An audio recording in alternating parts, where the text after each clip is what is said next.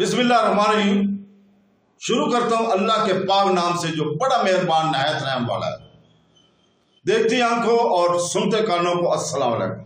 बहनों, भाइयों और बुजुर्गों, आज की हम इस इस्लामी मालूमाती और तालीमी वीडियो में हम मरूफ सीरतुल जन्नान से माखूज सूरह अनम की आयत नंबर 76, 77 और 78 की तफसीर बयान कर रहे हैं। बराए करम इस वीडियो के आखिर तक हमारे साथ रहें और मुकम्मल वीडियो भी देखें, क्योंकि हम इस आयत के गहरे मानी और तशरीयात बयान कर रहे हैं और इस्लामी तालीमात के तनाज़ुर में इनकी अहमियत को वाज़ा कर रहे हैं। इन आयत के अंदर मौजूद हिकमत और रहनुमाई के बारे में गहराई से आगाही हासिल करें।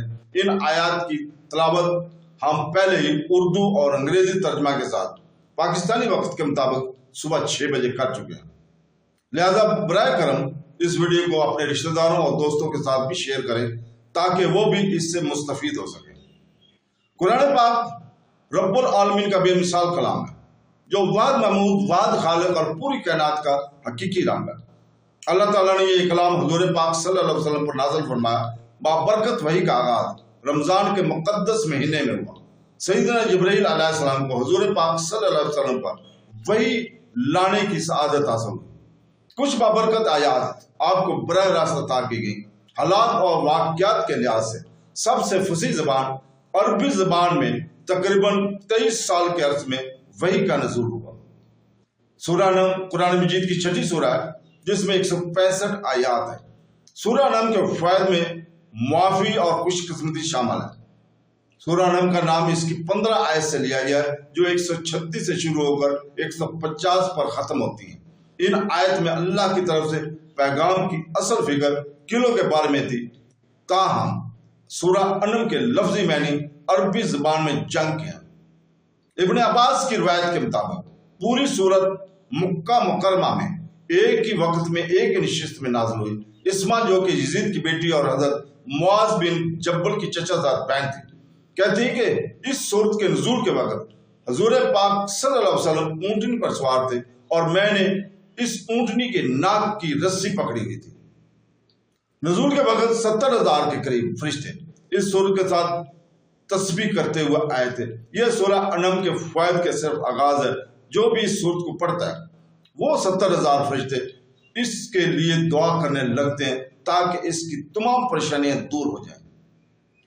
अल्लाह ताला सूरह अनम की 76, 77 और 78 आयात में फरमाता है, जिसका तर्जुमा है, फिर जब इन पर रात का अंधेरा छाया तो एक तारा देखा। फरमाया, क्या इसे मेरा रब ठहराते हो? फिर जब वो डूब गया तो फरमाया, मैं डूबने वालों को पसंद नहीं करता। फिर जब चांद चमकता देखा तो फरमाया, क्या इसे मेरा रब कहते हो? फिर जब वो डूब गया तो फरमाया, अगर मुझे मेरे रब ने हिदायत न दी हुई तो मैं भी गुमराह लोगों में होता। फिर जब सूरज को चमकता देखा तो फरमाया, क्या इसे मेरा रब कहते हो? ये तो इन सब से बड़ा है। फिर जब वो डूब गया तो फरमाया, ऐ मेरी कौम, मैं इन चीजों से बेजार हूं जिन्हें तुम अल्लाह का शरीक ठहराते हो। मुफस्सिरीन और मुअर्रिखीन का बयान है कि नमरूद बिन कनान बड़ा जाबर बादशाह था। सबसे पहले उसी ने ताज सर पर रखा। यह बादशाह लोगों से अपनी पूजा करवाता था। कान और नजूमी बड़ी कसरत से इसके दरबार में हाजिर हो जाते थे। नमरूद ने ख्वाब देखा कि एक सितारा तुलू हुआ है और इसकी रोशनी के सामने आफताब व महताब बिल्कुल बेनूर हो गए। इससे वो बहुत खौफजदा हो गया और इसने कानों से इस ख्वाब की ताबीर दरियाफ्त की। उन्होंने कहा कि इस साल तमीरी सुल्तनत में एक फर्जंद पैदा होगा, कि इस साल तेरी सुल्तनत में एक फर्जंद पैदा होगा जो तेरे मुल्क के ज़वाल का बैस होगा और इस तेरे दीन वाले इसके हाथ से हलाक होंगे। यह खबर सुनकर वो परेशान हुआ और उसने हुक्म दिया कि जो बच्चा पैदा हो कत्ल कर डाला जाए और मर्दों औरतों से अलग रहे और इसकी निगहबानी के लिए एक महकमा कायम कर दिया गया। मगर तकदीरात अल्लाहिया को कौन टाल सकता है? हजरत इब्राहिम अलैहिस्सलाम की वालदा माइदा हमला हुई और कानों ने नमरूद को इसकी भी खबर दी।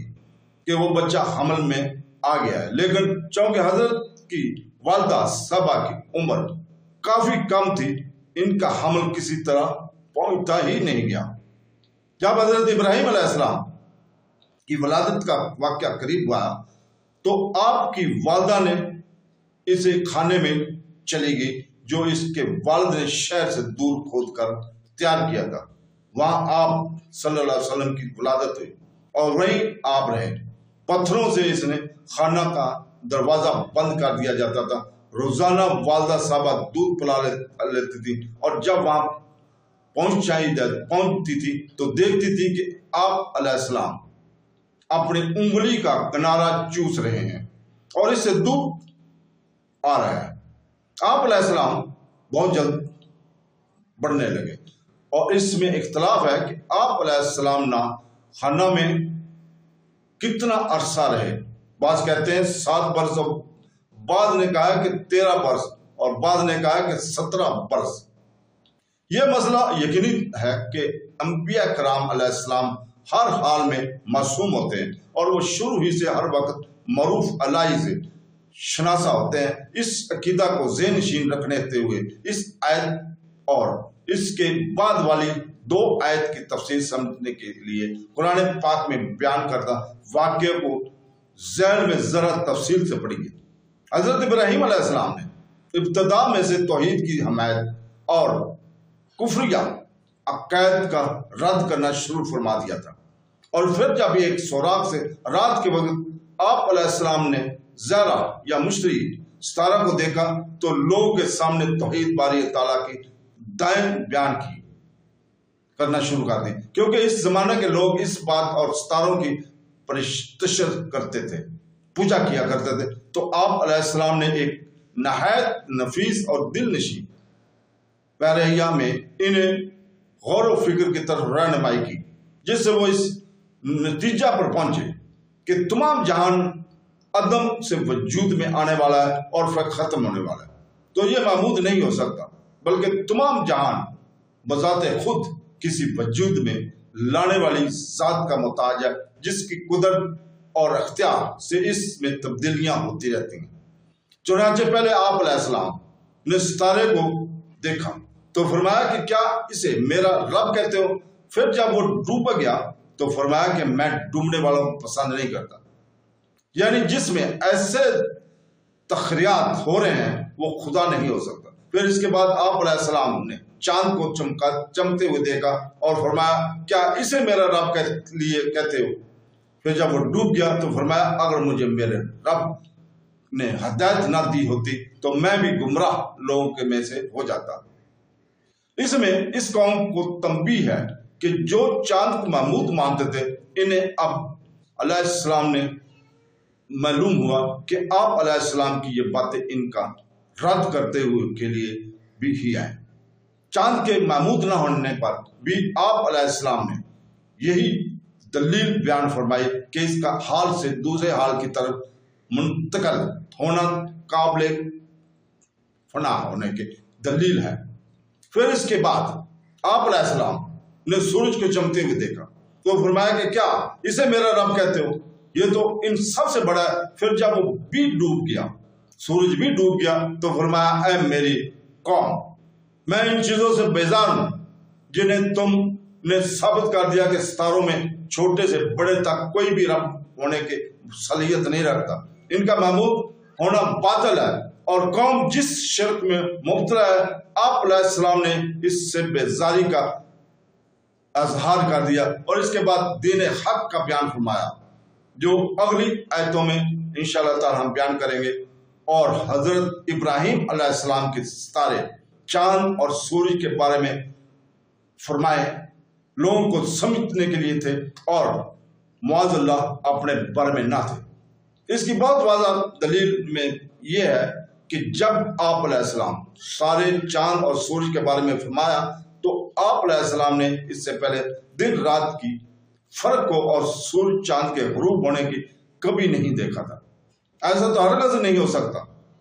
تو معلوم ہوا کہ سورج چاند ستارے کے حوالے سے آپ کا کلام صرف قوم کو سمجھانے کے لیے تھا، اور اس چیز کا اس سے بھی زیادہ سرات کے ساتھ بیان خود آیت نمبر 83 میں موجود ہے۔ تو دوستو، اللہ تعالیٰ سے دعا ہے کہ ہمیں قرآن مجید ترجمے اور تفسیر کے ساتھ پڑھنے اور اللہ تعالیٰ کی وحدیت، احکامات اور سنت رسول پر عمل کرنے کی توفیق عطا فرمائے۔ آمین ثم آمین۔ اللہ حافظ۔